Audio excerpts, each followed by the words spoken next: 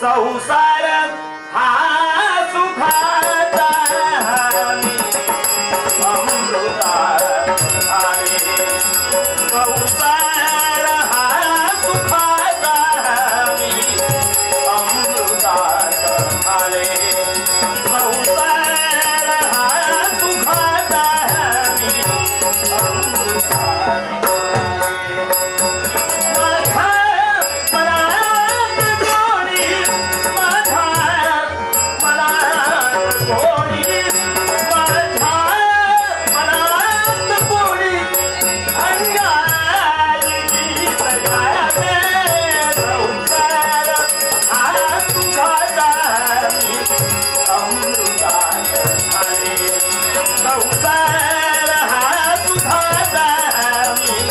अमृतात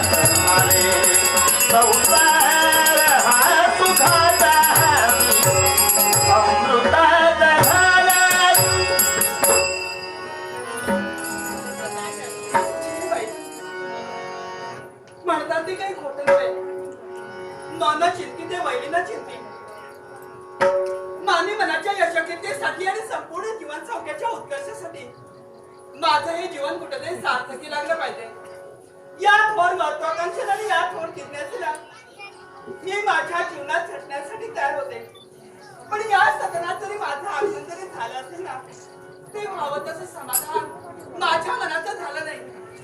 माझ्या मनाचं समाधान होण्यातही कसं याचा खरं कारण काय असेल? आम्हा स्त्रियांच्या जीवनात पती हे परमेश्वर आहे. आम्हा स्त्रियांच्या जीवनात पती हे भगवंत आहे. मग त्या पतिमय परमेश्वरांची अर्धांगिनी या नात्यानं वाट पाहणं माझं प्रथम कर्तव्य आहे. आणि त्या कर्तव्याची परिपूर्तता माझ्या जीवनात जोपर्यंत घडत नाही, माझ्याही मनाचं समाधान होणार नाही. कारण आम्हासारख्या स्त्रिया संपूर्ण उज्ज्वल दशांच्या कठोर कर्तव्यासाठी आणि कठोर कर्तव्याच्या पायरीवरती उभं राहून आपल्या कर्तव्याची परिपूर्तता करण्यासाठी झटत असतात. मग मी का प्राणेश्वर या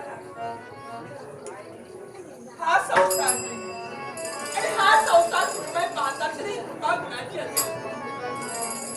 माझ्या वैकुंठेश्वरांची ही सर्व लीला कुणाची असेल? माझ्या भगवंतांची आणि प्राणेश्वरांची. पण एवढं ते झालं असेल ना, आश्चर्य वाटते एकाच गोष्टीचं. दरबारापर्यंत मामांजीने बोलले नाही. काय कशासाठी असेल याचा तर मी विचार करते. पण माझा आत्मविश्वास आहे जन्म आणि मरण या दोघांतील काय मी ते जीवन असतं. मग माझं सुद्धा जीवन कुठेतरी सार्थकी लागलं पाहिजे. ही अपेक्षा माझ्या अंतरात आहे आणि त्या अपेक्षेची परिपूर्तता निश्चितच होणार. कारण माझा आत्मविश्वास आहे. स्त्री जातीच्या 4 अवस्था, बाला, प्रौढा, मुक्ता आणि प्रगल्भा, अशा 4 अवस्थांनी स्त्रीचं संपूर्ण जीवन नटलंय. आणि एवढेही कशाला? तर मी एकदा विचार करते आणि तो विचार कोणता? माझा संसार यशाच्या उच्च शिखरावर पोहोचण्यासाठी. हा पण पाहिलं असेल ना, संसार म्हणजे संसार रूपी अथांग नक्षत्राचा भवसागर आहे. आणि या संसार रूपी भवसागरात जर तरुण जायचं असेल ना, नौका रूपानं मी उभी आहे. पण ही नौका पहिला तरी जाणार तरी कशी, केव्हा याला खरी जोड, याला खरी साथ कुणाची माहिती? तर प्राणेश्वर. नावाने रूपाने आपण नटण्यासाठी तयार झाला. आपल्या सहकार्याशिवाय आपला हा सुखमय संसार यशाच्या उच्च शिखरावर कसा काय पण माझ्या हातून काही चुकलं असेल, अनवधनानं मी काही कटू बोलले असेल तर क्षमा करा म्हणते. कारण माझा आत्मविश्वास आहे. माझे वीर आणि आशीर्वाद देऊन माझ्या मनाचं समाधान करणार. आणि त्या समाधानाची तृप्तता होण्यासाठी माझं मन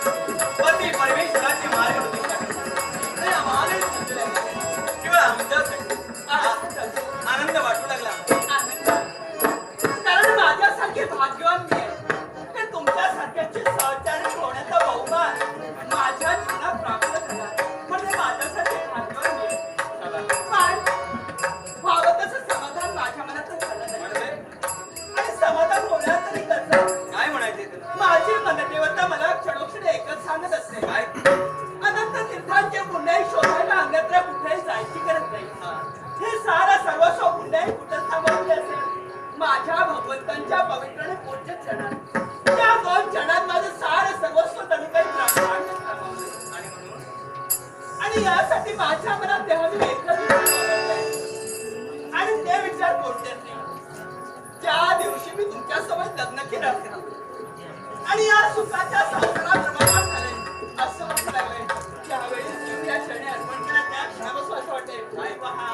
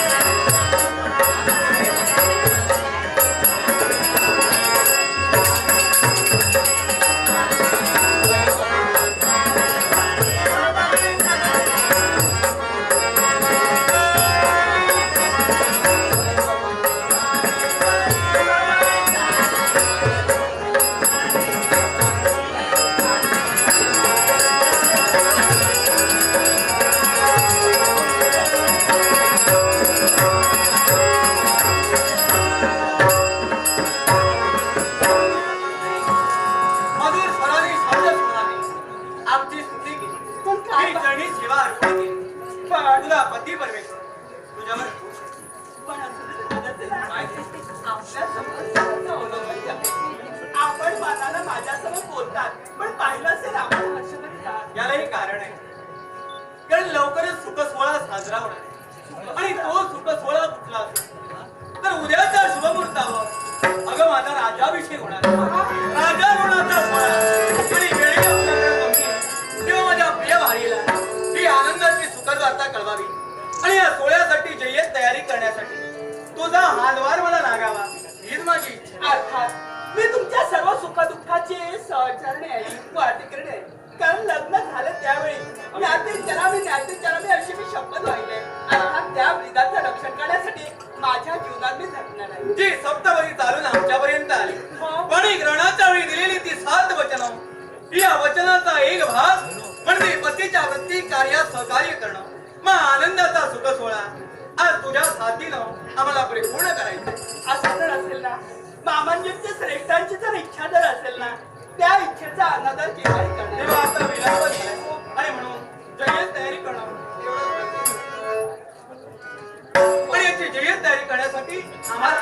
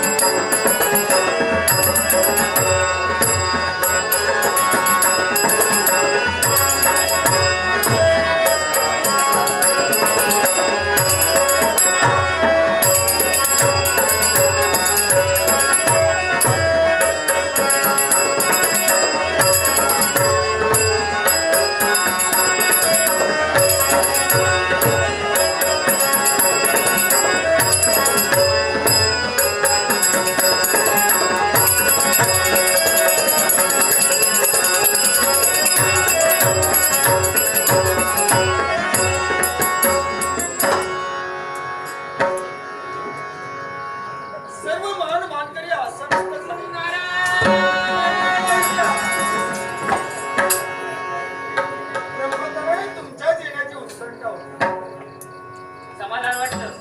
भक्तरांचे सडे मौक्तिकांच्या रांगोळ्या पुढ्या तोरणे केवळ या उत्सवासाठी उभारले नाट्य शिकवतो दिवस भाग्याचा आवडण्याचे आले सौभाग्यवती सुख सोहळ्याला लवकरात लवकर सुरुवात करू. ठीक आहे. पुढच्या काळचा उपयोग आहे.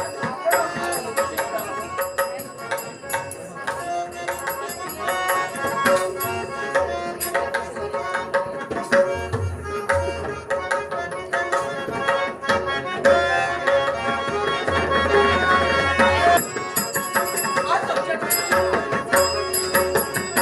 या माझ्या सर्व प्रजाजनांना विरोचनाचा प्रणाम.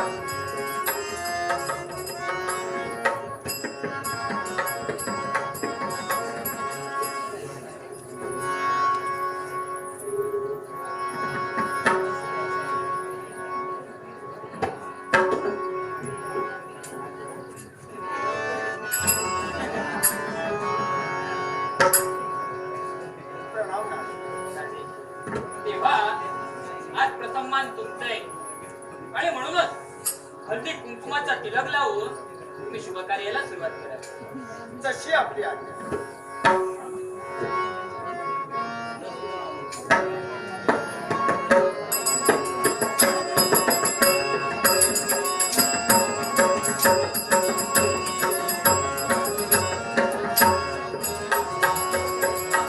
वक्रतुंड महाकाय, सूर्यकोटी समप्रभ, निर्विघ्नं कुर्वीरेव सर्वकार्येषु सर्वदा.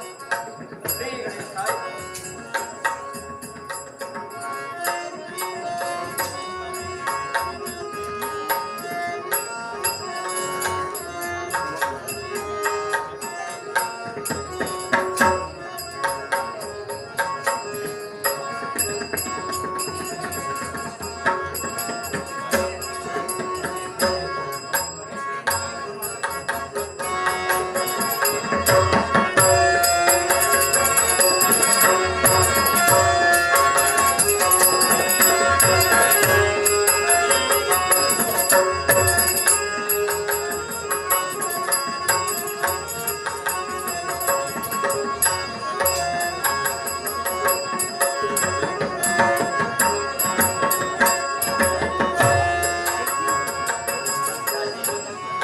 आता हा कलश वैतांच्या मस्तकी तुम्ही लावा.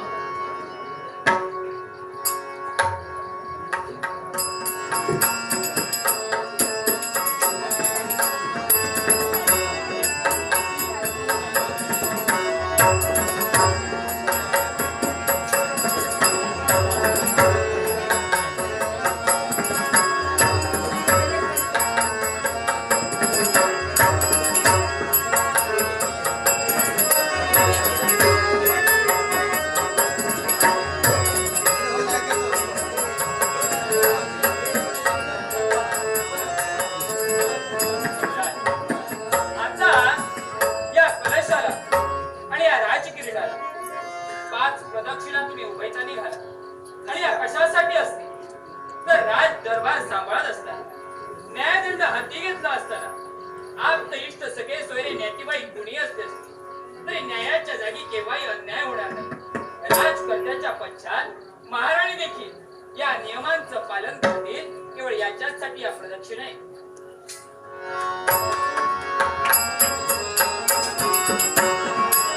गंगा सिंधू सरस्वती च यमुना गोदावरी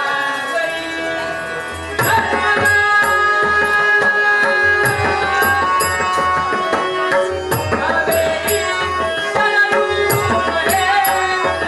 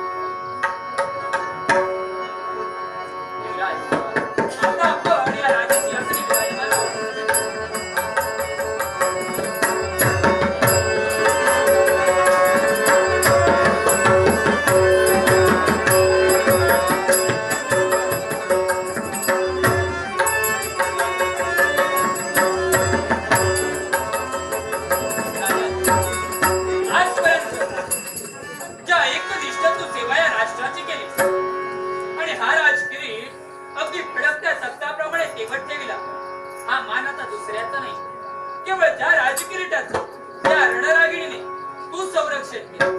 तुझ्या हस्ते तो राजकिरीट संरक्षणा प्रित्यार्थ युवराजाच्या मस्तकी चढवा. कशी आपल्या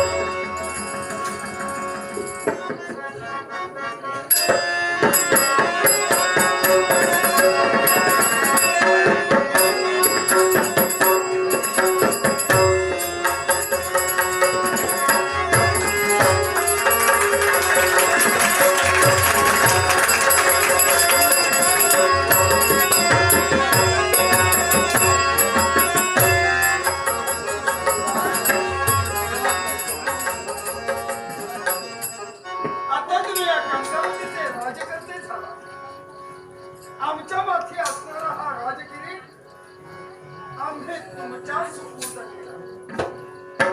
न्यायाचा न्यायदंड हाती घेऊन कंकावतीत वास्तव्य करणारा सारा प्रजाजनाला सुख देण्याचं कर्तव्य तुमचं आहे. पण त्याचबरोबर या राज्य संरक्षणासाठी, या राजकिरीटाच्या संरक्षणासाठी ज्या रणरागिणीचं पूजन आमच्या घरी घडलंय, ती रणरागिणी आम्ही तुमच्या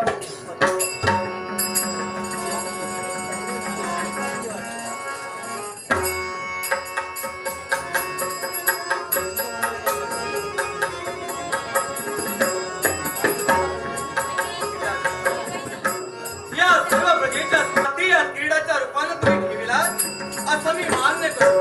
ही जबाबदारी मी पेलली आणि ती रणरागिणी माझ्या कमरेला मी बांधली.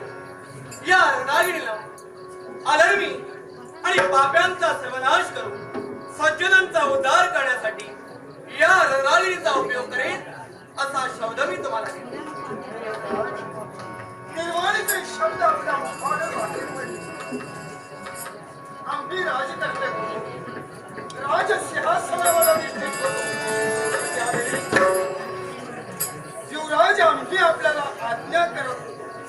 पण सांप्रत तुम्ही राजकर्ते आहात, आम्ही एक सर्वसामान्य नागरिक असण्यासारखे आहे. म्हणून या माझ्या कार्यात यशप्राप्ती होण्यासाठी तुमचा आशीर्वाद आम्हा दोघांनाही असावा ही देखील मी सांगतो.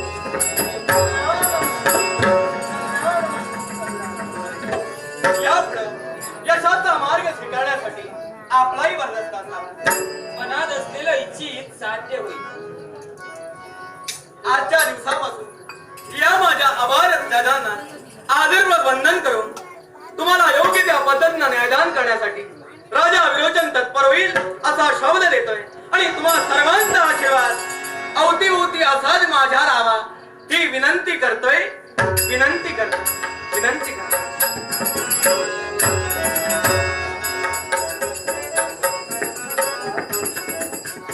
कदाचित आमच्या बोलण्याचं आश्चर्य वाटलं असेल.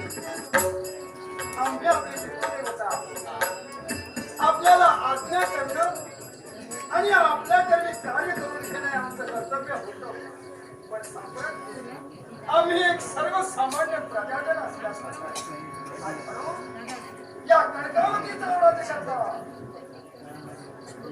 राजा विरोचन यांच्याजवळ आमची एक विनंती आहे. अशी युवराज, तुम्ही राजकर्ते झालात. आमच्या मनात सतत असणारी एकच गोष्ट, ती म्हणजे इहलोकी सुख परलोकी सायुज्य पदाची आणि त्या सायुज्य पदाची प्राप्ती करून देण्यासाठी याच शुभ मुहूर्तावर आम्ही सुद्धा निश्चय केला आहे. तो म्हणजे या कंकावतीचा त्याग करावा, वानप्रस्थाश्रम स्वीकारावा.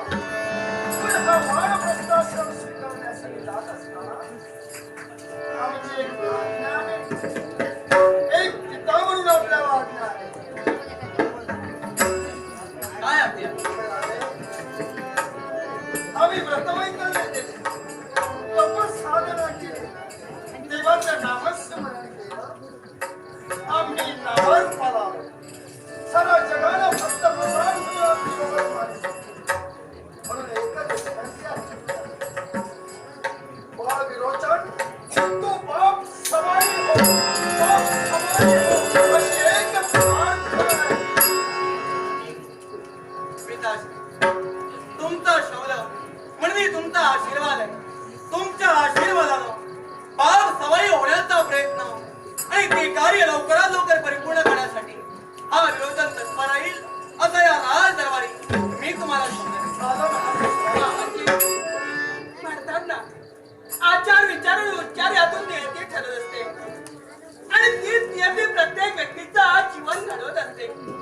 मग माझ्या जीवनात यांच्या प्रत्येक कर्तव्याला माझं सहकार्य असेल.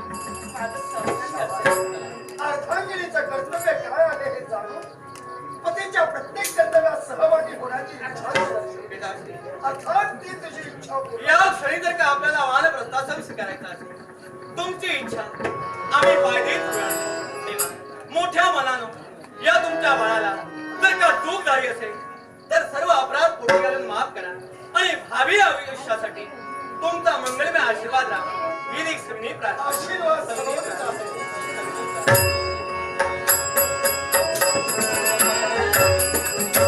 बाई तिळाची हात मला हात देते. अर्थात या कणकावतीचा त्याग करून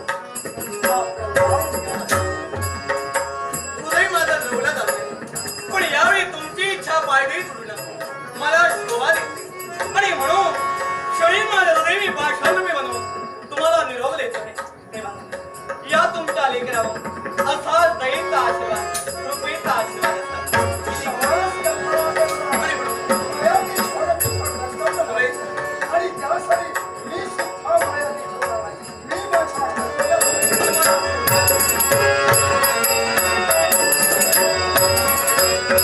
मी कर्तव्य प्रत्येकाला हाती घेऊन आज धर्मबद्ध पिता श्री वान वृद्धाश्रम स्वीकारलंय. अर्थाने प्रजेची राजसूत्र आणि प्रजेची जबाबदारी हे ब्रह्मवृंद या विरोचनाच्या माथेने हाती आले. तेव्हा या यशस्वी मला उच्चतम शिखर गाठायचे. आजपासून राज दरबाराची सूत्र मला हाताळायची. अर्थातच तुमच्या प्रत्येक कर्तव्यात मी सहभागी सुद्धा. ही कर्तव्य उरकल्यानंतर तुझ्या माली तुला पुनश्च दर्शन देण्यासाठी आम्ही अवश्य. मला ज्ञात आहे आपण या लाभ जनतेचे मायबाप ठरला आणि मायबाप या नात्यानं त्यांचं पालन करणं आपलं कर्तव्य आहे. मला तुला आशीर्वाद.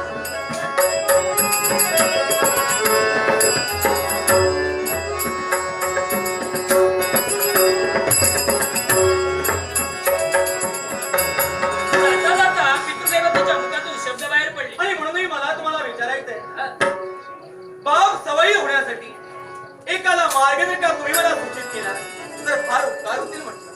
तेव्हा लवकर सांगा असा कुठला जर का मार्ग असेल तर आजपासून त्या मार्गावर जाऊन बाप सवयी होण्याचा प्रयत्न हा विरोचन करणार आहे. विरोचन पण तुझ्या पितृदेवतेने तुझ्या स्वतःच्या जीवनी केवळ जप आणि तप आचरण आणले. पण तुला या विश्वाच्या ठिकाणी एक महादिव्य साकारावं लागेल.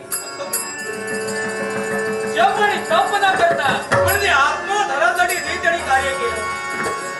मी जर का जगोधराचं कार्य केलं असेल तर बाप सवयी होऊ शकतात आणि यासाठी पर्यायी मार्ग सुद्धा आहे. माझा कुठला मार्ग? तुला तुझ्या जीवनी व्रत वैकल्य आचरण आणावं लागेल. जप आणि तपापेक्षा सर्वश्रेष्ठ श्री व्रत वैकल्य त्याचं आचरण विरोचनानं करावं. ते व्रत या भूतलावर कोणी करत नाही. ते व्रत फक्त वैकुंठाच्या ठिकाणी होतं, देवदरबारी होतं. असं ते व्रत आहे. असं कुठलं व्रत? त्या व्रताचं नाव हरिदिनी व्रत. प्रत्यक्षात महाविष्णूचं व्रत हा, हरिदिनी व्रत. हरिदिनी व्रत. हे व्रत कोणत्या पद्धतीने एकच. आणि ते कसं करावं? मग हे विरोध. ते व्रत कोणत्या पद्धतीचं असेल? दशमी एक मुक्त देहाय, एकादशी निहाय. दशमी एक एकादशी निहाय.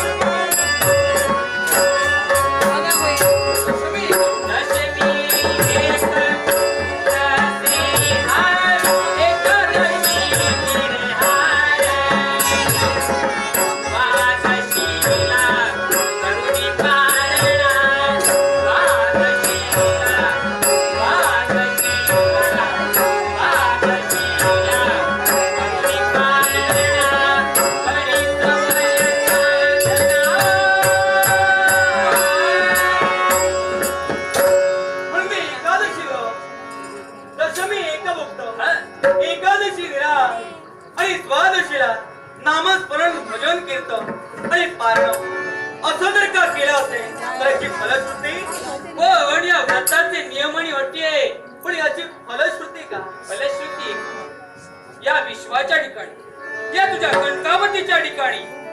सुख शांती सौंदर्य नव्हे तर सौख्य लाभणार आहे. एवढंच नाही तर या विश्वाच्या ठिकाणी तुझ्या पितृदेवतेने या राज्यातून फक्त देव आत्मसात केला, पण तुझ्या राज्यातील प्रत्येक व्यक्तीला प्रत्येक प्रजाजनाला तो देव आत्मसात करून घेण्याची संधी त्या व्रतामुळे मिळेल. म्हणजे हे सर्व प्राणी सहदे वैकुंठात जातील असं आपल्याला माहिती आहे. अगदी सत्य. म्हणजे एवढं या व्रताचं सामर्थ्य आहे. हे एकादशी व्रत जर का माझ्या या राज्यात घडलं असेल तर ज्यानं व्रत केलं तो सहदे वैकुंठात जाणार आहे. हा? असं एवढे महान व्रत म्हणजे प्रजेच्या कल्याणासाठी आहे. प्रजेच्या कल्याणासाठी हे जर का व्रत असेल तर ठरला माझा निर्धार. सकल प्रजेच्या उद्धाराया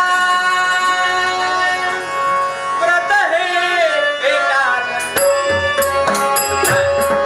सकल प्रजेच्या उद्धाराया व्रत हे एकादशी.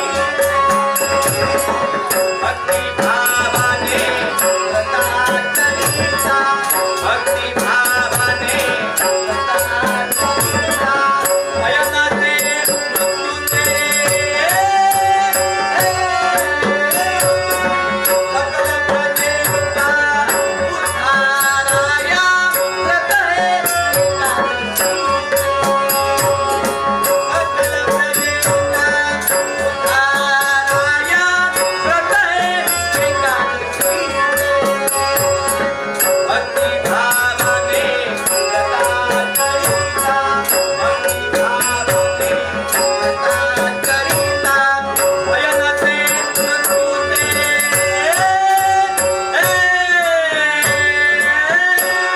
असंही व्रत. यामुळं कुणालाही मृत्यूचं भय असणार नाही. ही त्याची फलश्रुती झाली. पण जेवढी त्याची फलश्रुती आहे तेवढे त्याचे नियम आणि अटी अगदी कठोर आहे. नियमाने अटी हा? असे कुठले? हा 3 दिवस चालणारा या व्रतात व्रत चालू असताना रोग्याला औषध पाणी करायचं नव्हे. धेनू वासरांना चारा वैरण द्यायचं नाही. ते नवजात बालक जन्माला आले त्या बालकाला त्याच्या आईनं स्तनपान करायचं नाही. या व्रताला नियम आणि अटी आहे. रोग्याला औषध पाणी देऊ नये, हे वस्त्राला चारावरण देऊ नये आणि मातेला आपल्या मुलाला दुग्धपान करू नये. हा? आणि हे अटी नियम जर का पाळले तरच साधे वैकुंठ वासाची प्राप्ती होणार आहे. आणि जर का नियमाचा भंग झाला असेल व्रताचा काही उपयोग होणार नाही. मग ठीक आहे.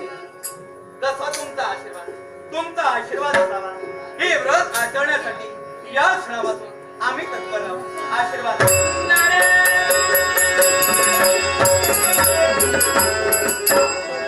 ठरला माझा निर्धार.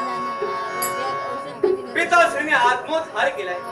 मला जगोद्धार करून बाप सवाई बाई म्हणून या माझ्या प्रजेला राजा विरोचन आज्ञा करतो. या क्षणापासून माझ्या या राज्यात हरिदिनी व्रताची सुरुवात करण्याची आज्ञा राजा विरोचनाची तुम्हाला सर्वांना आहे. लक्षात असू द्या हे व्रत प्रत्येकानं आचरणात आणायचंय आणि अशी आज्ञा राजा विरोचनाची तुम्हा सर्वांना आहे.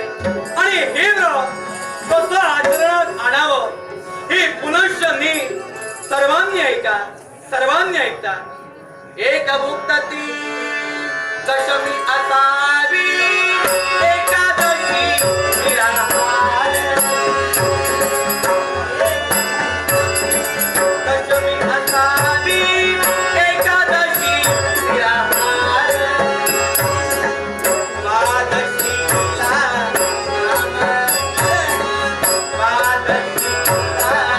नामस्मरण करावे वारण.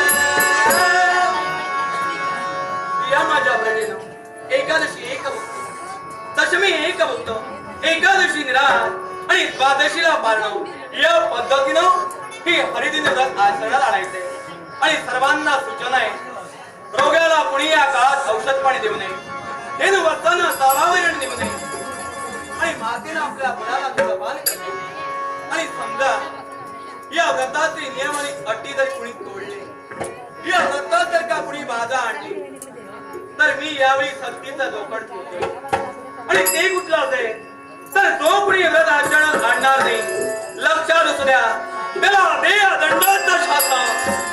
दंडाचं शासन माझी सारी प्रजा उद्धरून सदैव वैकुंठी जावी हीच माझी इच्छा तेव्हा भक्ती भावानं या क्षणापासून प्रत्येक दशमी एकादशी द्वादशीला हे व्रत आचरावं हीच माझी सर्वांना विनंती हीच माझी सर्वांना विनंती